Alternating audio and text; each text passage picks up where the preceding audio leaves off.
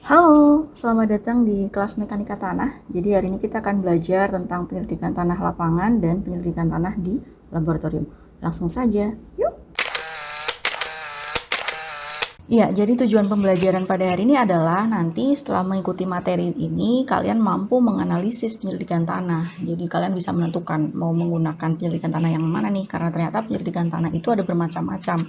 Nah, harapannya setelah mengikuti pembelajaran hari ini, kalian bisa mulai menganalisis untuk menentukan nantinya penyelidikan tanah mana yang akan kalian gunakan dalam sebuah proyek. Oke, ini adalah agenda pembelajaran yang akan kita lalui bersama. Jadi, pertama kita akan bahas materi pengantar, kemudian penyelidikan tanah di lapangan, dan penyelidikan tanah di laboratorium.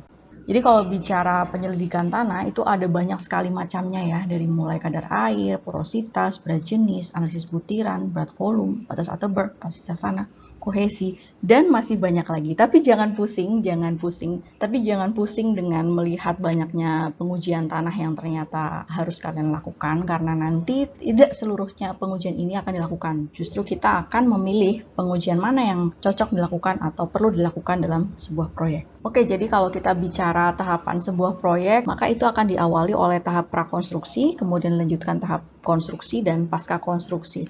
Di tahap prakonstruksi ini atau dikenal dengan tahap perencanaan ya. Jadi di tahap ini memiliki tahapan ada pekerjaan persiapan, pekerjaan pengukuran, penyelidikan tanah, dan perencanaan teknis. Nantinya output dari penyelidikan tanah yang akan kita bahas pada hari ini akan digunakan sebagai dasar perencanaan teknis. Dari penyelidikan tanah yang dilakukan, kalian bisa menentukan nih, oh nanti gedung saya pakai pondasi panjangnya sekian. Itu tuh dasarnya dari penyelidikan tanah. Nah, kalau kita bicara penyelidikan tanah, maka dia bisa dibedakan jadi dua. Yang pertama adalah penyelidikan tanah lapangan, kemudian yang kedua adalah penyelidikan tanah di laboratorium. Apa yang membedakan keduanya? Yang pertama dari sisi tempatnya ya, tempat pelaksananya beda. Kalau uji penyelidikan tanah lapangan, maka dia dilakukan langsung di lokasi proyek itu. Kita bawa alat pengujiannya, lalu kita lakukan uji di lapangan. Nah, kalau laboratorium itu tidak dilakukan di lokasi proyek, tapi kita membawa sampel tanah ke dalam laboratorium untuk kita uji. Apa yang diuji? Ya tergantung, kita mau cari tahu tentang apa.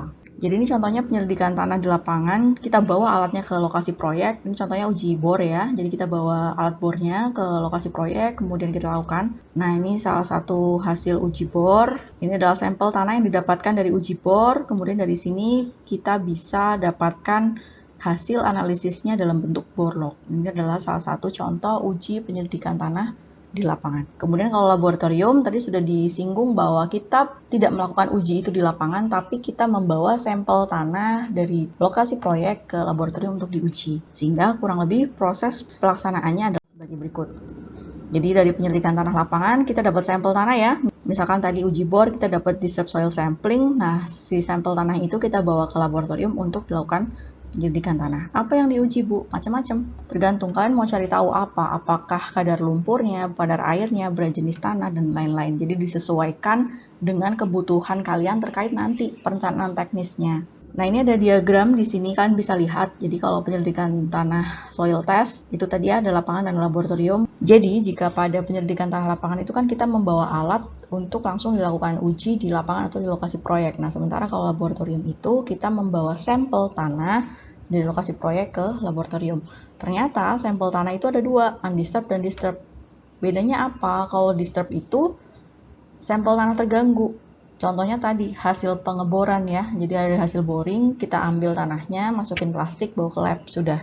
Tapi pada undisturbed soil sampling itu tidak. Sampel tanah tidak terganggu. Kita memposisikan tanah atau kita mengkondisikan tanah seolah-olah si sampel tanah itu masih memiliki sifat asli seperti pada saat dia ada di dalam tanah. Jadi harapannya nanti output yang dihasilkan dari undisturbed soil sampling ini mendekati kondisi real di lapangan gitu. Kapan kita menggunakan undisturbed dan disturbed soil sampling disesuaikan lagi-lagi dengan kebutuhannya. Kita mau mencari apa nih? Kalau kita mau cari kepadatan tanah, kita mau mencari plastic limit, itu cukup menggunakan disturbed soil sampling. Tapi saat kita mau mengetahui berat jenis, kadar air, kita sebaiknya menggunakan undisturbed soil sampling. Nah, pada hari ini saya akan menunjukkan beberapa sampel dari contoh pelaksanaan penyelidikan tanah, baik di lapangan maupun laboratorium. Yang pertama adalah sondir. Jadi sondir merupakan salah satu uji penyelidikan tanah lapangan, di mana salah satu output dari sondir itu nanti kita bisa tahu nih, oh nanti fondasi saya mau diletakkan di kedalaman berapa, gitu ya. Nah, cara pelaksanaan pengujiannya adalah sebagai berikut. Pada kali ini saya akan menjelaskan mengenai cara kerja uji sondir.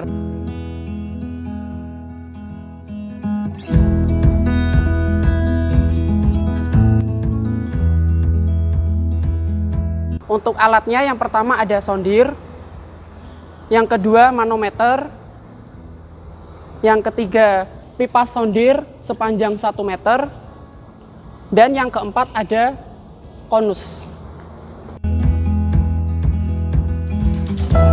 Cara kerjanya yang pertama adalah pasang konus ke pipa sondir.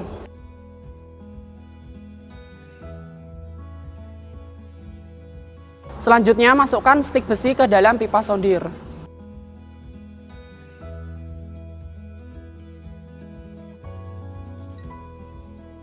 Setelah semuanya terpasang, kemudian masukkan ke alat sondir.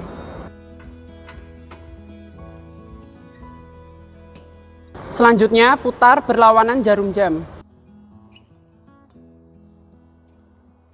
Kemudian kunci pipa sondir tersebut. Selanjutnya, putar kembali alat sondir searah jarum jam. Kemudian baca manometer setiap kedalaman 20 cm. Ada dua pembacaan manometer. Yang pertama yaitu pembacaan manometer untuk konus, dan yang kedua pembacaan klip. Selanjutnya, hentikan alat sondir apabila manometer telah menunjukkan angka 250 kg per cm persegi. Angka 250 kg per cm persegi di manometer menunjukkan bahwa sondir telah mencapai pada tanah keras. Jika pipa sondir telah masuk sepenuhnya ke dalam tanah dan manometer belum menunjukkan angka 250 kg per cm persegi, maka selanjutnya kita tambah pipa sondir kembali. Untuk menambahkan pipa sondir, caranya adalah putar alat sondir searah dengan jarum jam. Kemudian pasang pipa sondir ke alat sondir. Ulangi dengan langkah yang sama sampai sondir mencapai tanah yang keras.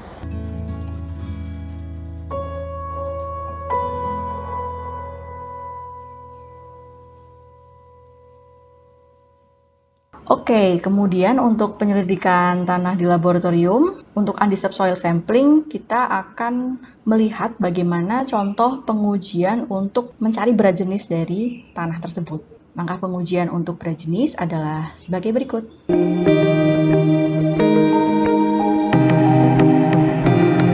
Praktikum yang selanjutnya yaitu berat jenis.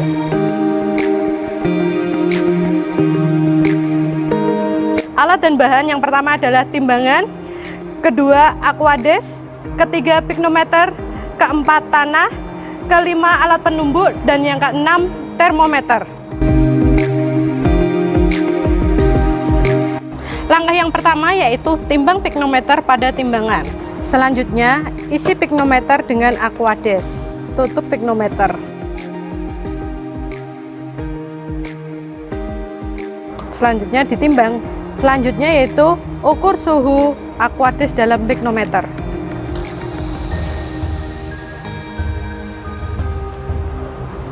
Diamkan beberapa saat, lalu baca suhunya dan catat hasil pada tabel yang telah disediakan.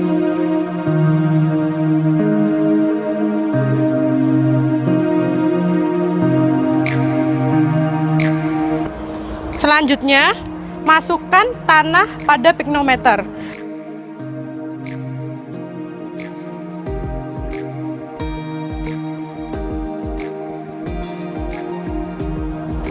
Tanah dihaluskan sampai tanah bisa masuk pada mulut piknometer. Tanah yang dibutuhkan yaitu antara 30 sampai 40 gram. Selanjutnya, timbang pada timbangan. Selanjutnya, setelah ditimbang, masukkan aquades ke dalam piknometer.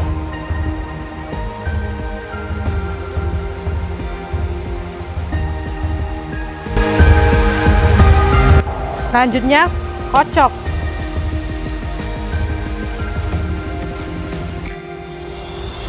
Setelah itu tambahkan air Aquades ke dalam piknometer. Masukkan air Aquades sampai penuh dan turunkan tutupnya secara pelan-pelan. Lap piknometer sampai bersih. Selanjutnya timbang piknometer beserta tanah dan Aquades. Selanjutnya baca hasil timbangan piknometer. Selanjutnya ukur suhu menggunakan termometer.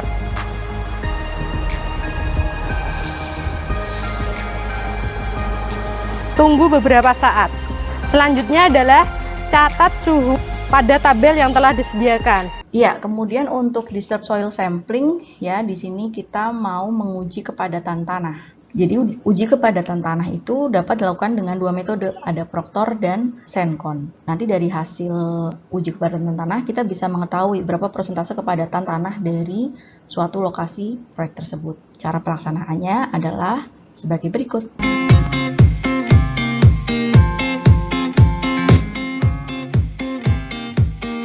Kali ini saya akan menjelaskan mengenai pemadatan standar Proctor.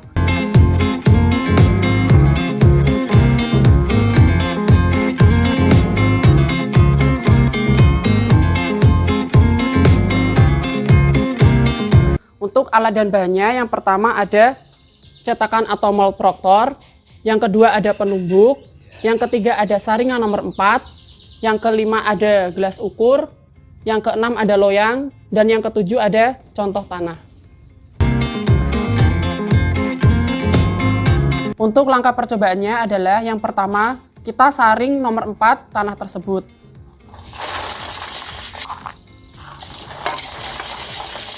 Untuk pekerjaan Proctor ini, kita lakukan percobaan sebanyak 5 kali. Untuk masing-masing percobaannya, kita tambahkan air. Percobaan yang pertama, kita tambahkan air sebanyak 200 ml. Untuk langkah selanjutnya adalah kita tuangkan air sebanyak 200 ml ke sampel tanah tersebut. Sebelum cetakan atau mold Proctor kita gunakan, terlebih dahulu kita lakukan penimbangan terhadap cetakan atau mold tersebut. Dan selanjutnya kita cari volume mold tersebut. Setelah tanah kita campur, kemudian kita bagi menjadi 3 bagian. Kemudian masukkan tanah tersebut ke dalam cetakan atau mold.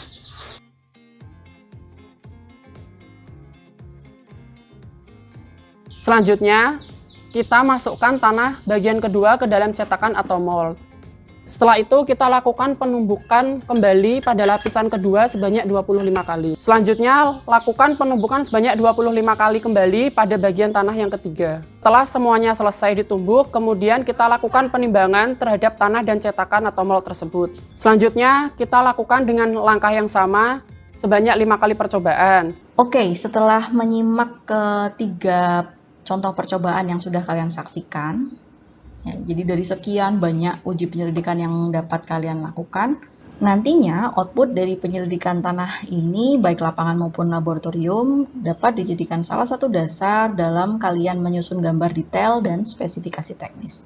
Ya, semoga materi ini dapat memberikan gambaran bahwa ternyata sebelum memulai sebuah proyek, kita harus melakukan uji penyelidikan tanah dulu nih. Karena ternyata gambar yang dijadikan acuan pada saat pelaksanaan proses pengerjaan, itu asalnya dari situ. Gitu. Jadi kita nggak bisa nih bangun tanpa melakukan uji penyelidikan tanah. Kita tidak bisa langsung menentukan, oh nanti pondasi gedung 15 lantai saya pakai bor pile atau tiang pancang sekian meter tanpa melakukan penyelidikan tanah. Hal itu tidak mungkin. Jadi penyelidikan tanah ini akan mengawali langkah kalian dalam melaksanakan sebuah proyek. Nah, kalian memilih yang mana? Tergantung dari tujuannya. Kalian mau mengetahui klasifikasi tanah? Lakukan analisis gradasi butir. Mau mengetahui penurunan tanah? Lakukan konsolidasi dan sebagainya. Begitu, semoga bermanfaat. Terima kasih. Wassalamualaikum warahmatullahi wabarakatuh.